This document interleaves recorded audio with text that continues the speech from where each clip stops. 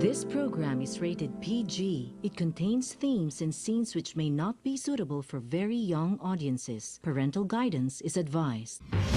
Be advised that the views and opinions of the hosts and guests do not reflect those of the station.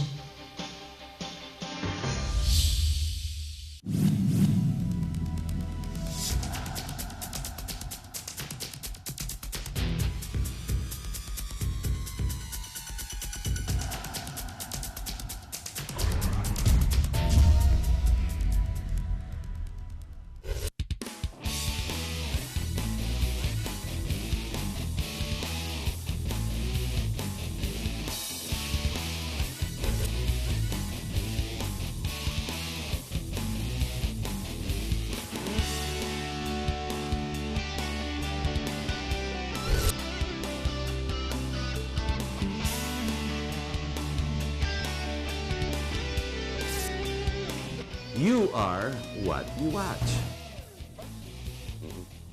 Hello, my name is Harrington Watco. Welcome to the program. We have a very, very popular president. Many are cheering him on, and there are a relative few who are saying, stop the killing. Either way, many more are cheering, and this is what the survey says. Now, I remember some 5-6 months ago when the very same survey companies I would negate and contest. But in this specific period in time, it seems everywhere I turn, miski jeepney driver ko, usap ko, tricycle driver ko, sino man, lahat mukhang masaya, no? Yung nga lang, ang dami parang namamatay. Now, never mind these issues because the president has promised to eradicate drugs and corruption, well, at least the criminals, within the first 3 months and 6. He is definitely in a hurry. The political will is showing, and he seems to be more or less successful. Either way, I will leave that be. But there's a bigger argument. There's a bigger topic. There's something you and I have to begin to understand. Something you and I have to begin to talk about. Naiintindihan niyo ba ibig sabihin ng federalism? Ano ba exact? Ano ba yan? Maraming hindi po nakakaintindi. Ang last survey, lumalabas niyan, 38%. Ayaw ko palitan ng Constitution. Number 1, nabasa mo na ba ang Constitution? 2, yung mga iba, I agree with federalism. Do you understand the meaning of federalism? And there are many more who are saying they're undecided. Perfect. Simply because, gee, I don't know what you're talking about. Now, let's start this national debate. Ano ba ibig sabihin ng federalism? Now, alam mo, there are many short ways. I tend to always generalize and bring into short words in a short sentence what the meaning and definition of certain words are, especially the word federalism. But I will take you and try to help you understand the meaning. Last week, there was an article that came out, which I seem to notice many other columnists are beginning to follow. Here's a person, you've not met him in my show. His name is Ben Punongbayan. He's an accountant by profession, an auditor possibly, a very successful man, but who delved in politics by actually putting up his own political party out of, can I say, frustration, the Buklod National Political Party. Can I say that, Ben? Welcome to the show. Can I say that out of frustration, tinayo mo yung Buklod? No, probably not out of frustration. It's more of trying to help out because in a sense, maybe it's frustration because my own thinking is that since about 70 years ago, we've been trying to improve this country, but up until now, we really haven't got it made. And my feeling is that, and you have to pardon me by saying this, the present and past leaders have not been able to do it. So it's about time that I think they should allow new faces to come into When the did you come up with the concept of the Buklod? Actually, in 2005, Ba't di ka tumakbo? No, I wanted to spread muna the Template. the beliefs, the objectives. Okay. Because if I takbo kagad, I've got to be able to be, prepared for that, and I should have a following. But it has been frustrating because my experience has been Filipinos generally, maybe because they've been used to what they are already, are, I think, indifferent. Most of them are They indifferent. don't care. Well, maybe they care, but they couldn't do a thing anymore to do what they want to do. But then aren't the political parties created for themselves and for their own purposes? Which is why you have the butterflies in Congress, or basically the legislators. Even those that run for the executives, they use a political party for convenience. But there is no such thing as, yung mga taong bayan, liberal ka ba? Nationalista ka ba? Ano ka ba? PDP laban? Di ba? Ang taong bayan hindi kasali sa political party. Well, exactly. Diba? And that's one of the things that I've been trying to express. We have very weak political parties. We must strengthen those political parties. Otherwise, we cannot really move and grow. Agreed. Let's go into your article. Ladies and gentlemen, Mr. Punongbayan has come up with an analysis and a study on exactly what federalism is. I will take you through it within this next hour and try to explain to you the definitions and why it is good or it is bad for you. Let's go straight to federalism. How would you define it very briefly first? Let's start with... Well, federalism, it's not easy to define it very briefly because what it was is that in the past, in the history of the world, there are many countries, say Europe, that have been independent or autonomous and all that. Then all of a sudden, they find that they must group together so that they for a common cause, so that they will be stronger. A good example of that is Germany. Let's start with Germany. You cited 4 countries, but let's start with Germany. The Federal Republic of Germany, the present component parts of the Federal Republic of Germany used to be members of many, many years ago, the what you call Holy Roman Empire. That's a long, long time ago. So so in other words, centuries in the making. Yeah, Century in the making. and then you know, historically this was disbanded by Napoleon, but after Napoleon fell, then they created another confederation. At that point, Prussia, one of the component parts, Which is Iran. No, Prussia. Prussia. Okay, Yeah, okay, Prussia. okay. Prussia. Okay, okay. Prussia is now- Persia is Iran. Prussia is... Prussia. Yes, Those- Prussia. It's a German state that is not, the name is not used anymore. It was very strong, and they tried, the Prussia under Bismarck, if Bismarck, you know under the Bismarck. He tried to put all of these German states together and form a confederation. That's the Federal Federation. Of Germany. It became now the German Empire of 1871. So what was it? So these are independent countries that form together, which means that they already know how to govern themselves. You know, they collect taxes, they allocate the taxes, they Hawak have na nila army. yung mga taong bayan doon, Right. kumbaga. And then it's easy to amalgamate. What was their purpose of coming together? So Germany is really to project German power. The German Let's mind. talk about the United States of America. We have 50 states today. Yeah. But they started At the beginning, there were 13 colonies. 13. And Colonies ang tawag, hindi states. colonies. Colonies pala. These colonies were not governed as one. They were governed, each one of them was governed by the UK king and the UK the government. British di king. ba? Kasi doon sila Right. nagtumakbo eh. They got a problem with taxes. So umalis. they got together, they fought a war. So they federated to win a war. There was a purpose. There was a purpose to win a war. Kasi kung nag-iisa sila, matatalo sila. Talo sila. So 13 Talo sila, sila. nagsabay-sabay. Yeah. And nung nanalo sila, very loose pa yung confederation, they realized it was not doing well. So they created a convention in Philadelphia. You know, Okay. remember that? And they created a constitution in 1788. And that's how Washington was elected. You know? Okay. That was many years after they won the So, war. the purpose was initially the war, and then realizing they were loosely knit and they needed more coming together, a unison, they created the United States. United They States. were already confederated at the beginning. But what is important, these are colonies that are autonomous by itself. You know, they have their own government, they're running their government and May all mga that. tauhan na. Oo. So you put it all together, madali na. So Diba? in other Maglalagay ka lang ng ano sa itaas. Minuno. Like Parang kamukha ni ganon. Washington, they were talking about presidency. Actually, the model of the presidency was the British king. Correct, the Diba? British king, Yeah. of the So, monarch. Kanya, sabi nila, we have to have a president. But they have these checks and balances. Di ba? And they created a Senate and House of Representatives, may check and balance Check din and yan. balance. Ang Senate, bawat state, maski na malaki, maliit, dalawa. Dalawa. Oo. Ang May House of representation. Representatives based on population. Oo, So population. they Laban sila. hindi naman laban, but the Senate in effect protects the interests of the smaller states.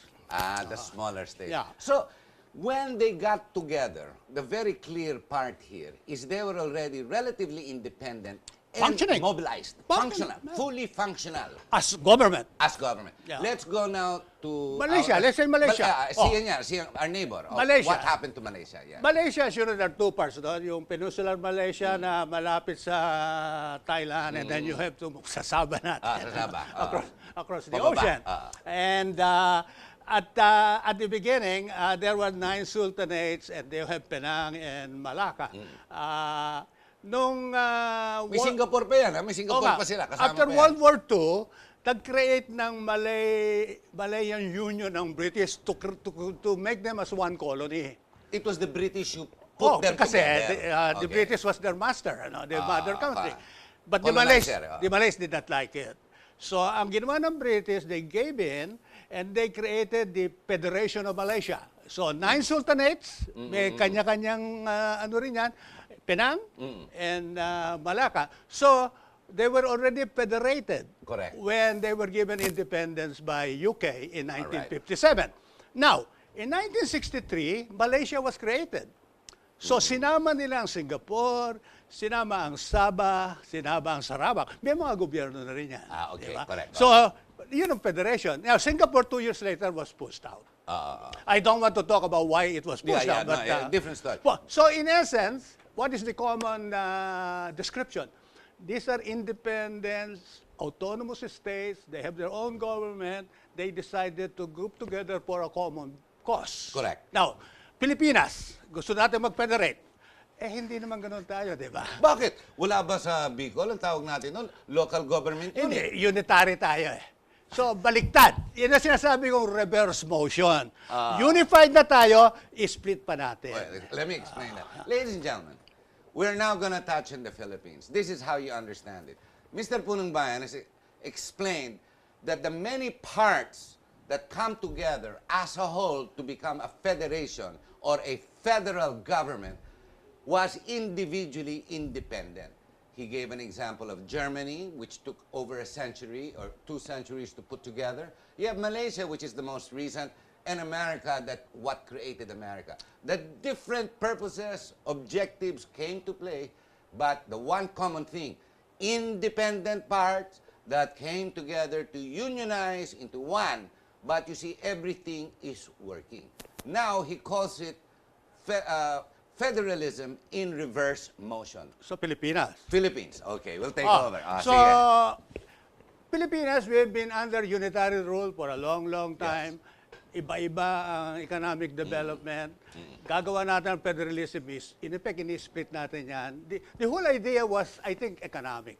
The objective was economic, so economic development. But remember, yung 3 examples that we talked about, the objective was not economic, no? Yeah, one was, very yes, different. yeah. It's really for a common cause to gain strength, no? Gain strength. As a group, as a group. Sa atin din, economic, kailangan para lumakas ang bayan. Oh, okay. Let me explain. So, yun ang objective natin, Okay. is split natin. The whole idea is for each state to have some kind of authority. Autonomy. Yan ang Autonomy. tawag. Autonomy. To have their own fiscal authority to collect taxes and allocate taxes on their own. Now, there are 2 reasons we have to consider. One is the national institutions of the unitary Philippines is still very weak. And just to demonstrate that, ngayon we are trying to get all the drug people.